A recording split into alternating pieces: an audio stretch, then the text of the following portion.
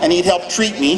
The doctor said his brother was on that orchard with Steve Jobs, and his brother had actually come up with the name and given it to Steve. So names come about by accident in your life. You hear something that sounds good, you can go with it. We had an easy time. Personal computers were not envisioned to be a big money marketplace. When there's little money around, you can pick any name for a company that's interesting, and it doesn't have to have a reason. As far as the bite out of the apple, when we raised our money for the Apple II, we had a successful product, we hired a PR agency to handle giving out the information of what our company was going to be about, what it was going to be like, doing our advertising and all. And they proposed the shape, the apple in rainbow colors, with a bite out or not with the bite out, and Steve and I both liked the bite out of it. Okay. Just to end the first part of the past, of your past, you said that you had no idea about business when you started, right? That's correct. I had no intent, I didn't think I'd ever be involved in any business. As a matter of fact, I first turned down the idea of taking money that was offered to us to start Apple. I said no to a huge amount of money because I wanted to design computers, and working at Hewlett-Packard, I designed computers.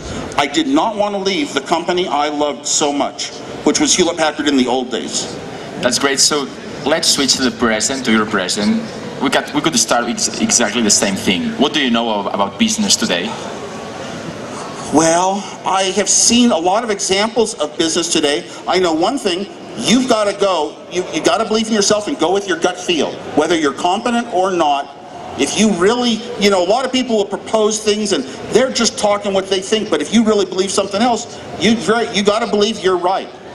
And that's steps to take the company. What strategies with a product, how to price things, how to market it, what software belongs on it, what elements to keep, and you have to make those choices. Just do it like a common person. I was easy with the Apple II. I said, I'm designing for a market that I know very, very well.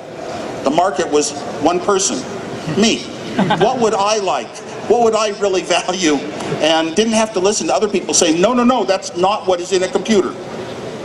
Great. Could you explain us which kind of projects are you involved right now? Probably a lot of people does not know. I didn't know the first time I interviewed you that you have been always involved with education.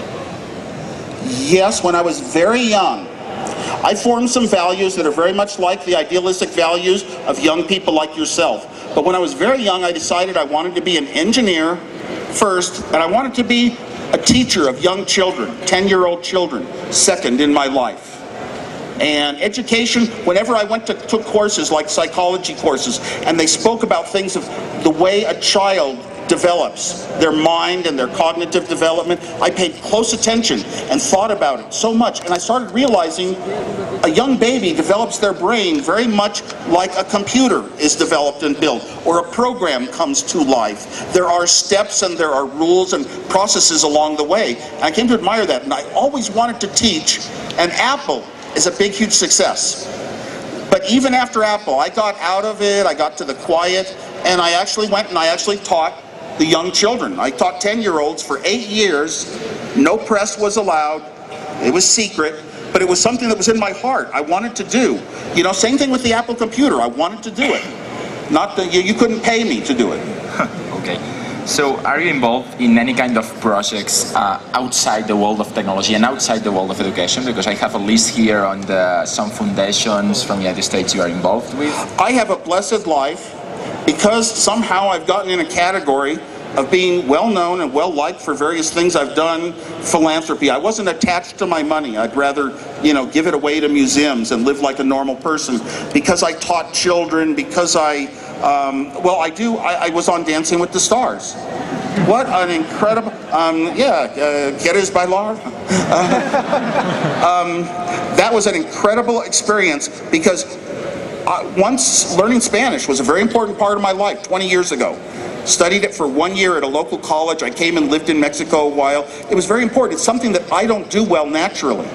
Dancing, I don't do well naturally, but that makes it fun. It's very enjoyable when you've overcome something and achieved some level of learning.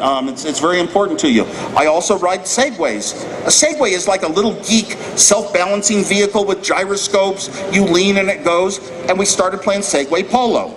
And that's become a very, very important and enjoyable part of my life to play, and on the world stage, actually, in the championships of the world in Europe, and I don't know. I have things outside of technology. I also have things in technology always.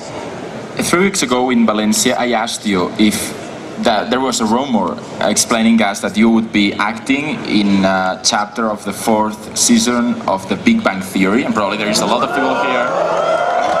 And Steve answered, well, maybe, but I think something changed from 3 weeks ago, right? Well, yes, it's been announced that I'm going to be in The Big Bang Theory, but it's just a small cameo role. The reason I'm doing it, I don't want to be in TV, to tell you the truth, but it's a fun, humorous spot on the right TV show, and I happen to play myself, the founder of Apple. You'll have to see it. Okay, so you have already. Yeah, great show.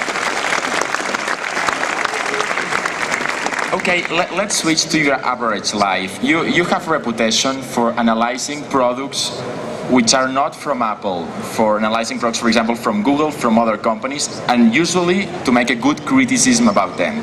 Could you explain us which kind of devices, especially those which are not from Apple, do you use in your average normal day? Sure. I don't have to explain very much about why I like using all sorts of consumer electronic devices. Even when I grew up and it was consumer electronics meant hi-fis and maybe reel-to-reel tape recorders, cassette tape recorders. It's the same thing we all have. When somebody shows us a new game machine or a new game on a machine, we get excited. Wow, this is what I like seeing. Or somebody shows us a program on the computer. I didn't know it could do that. Or something that goes out to the internet and teaches you a couple little shortcut tricks. I just love following all these little differences and knowledge about different technology devices. Today we're going through an explosion of small handheld gadgets. Phones and tablets and iPods and music and videos in there.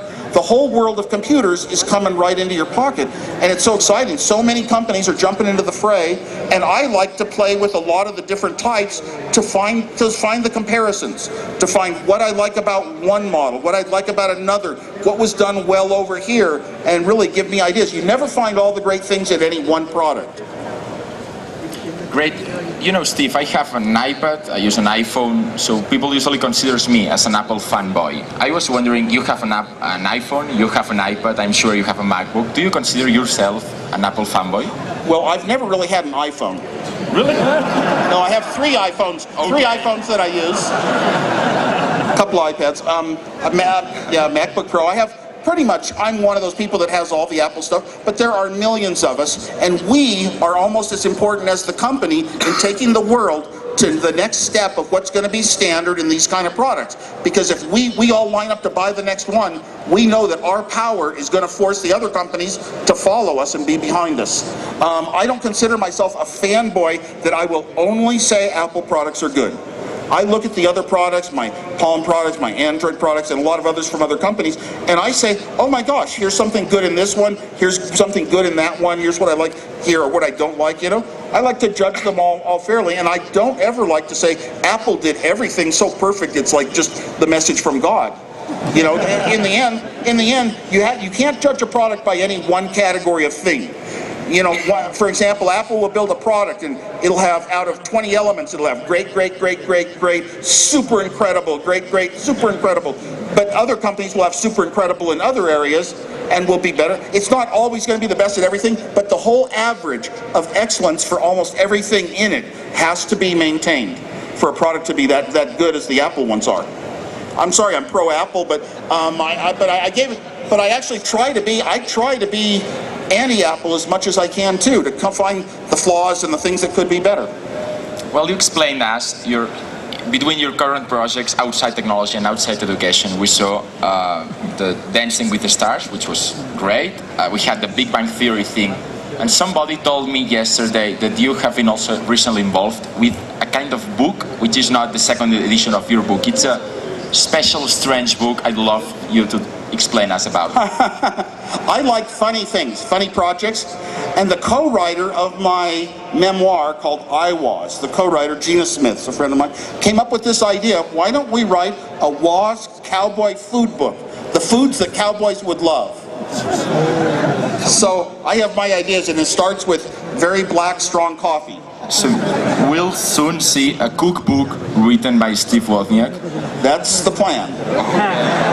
Don't ask. I like unusual things. Okay. Unexpected. Before switching to the future part, which I presume it will be the most interesting, your point of view about the future of different aspects of our life. You know, education is changing nowadays. We are inside the process of changing how we all were educated and how our children will get educated. So how do you feel today education is changing from the past to the future?